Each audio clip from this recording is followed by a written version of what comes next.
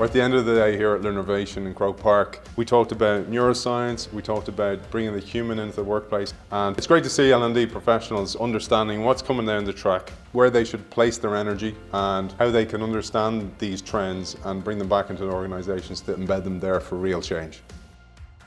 So creating high performance, the first question really is, well, what is high performance? And when you're really clear on what the result looks like, then we start talking about the behaviours that are necessary to generate that result. But the next piece of the puzzle, so we've got the results and we've got the behaviours, the final piece of the puzzle is the environment. So what physical environment is going to nudge those behaviours that will get the result, and also what internal environment.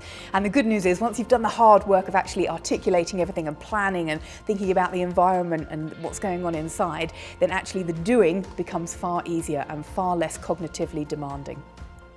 Human capital has become such an important component of competitiveness in the marketplace. Traditionally, L&D measures learning development and is not as comfortable in the space of showing the business value. So we're really looking forward to developing these tools out to support L&D, show the value of what we know they've been doing for years. We are highly aware of the volume of discourse and commentary there is out there now about the workplace of the future, the digitisation of the workplace, and all things that fall under that agenda. But the challenge is, what capabilities and competencies do you need as a learning and development professional to be able to do that? So events like today are really critical for learning and development professionals to make sure that they are up to date with new innovations and on top of that digital agenda and where the digitisation of the workplace is going. It's an interesting debate where the future of learning is going to go. Let's start with the car analogy. You get your dream car, you drive it off the lot, full tank of gas, everything's perfect, but they didn't put any oil in the engine. And you drive, what's going to happen?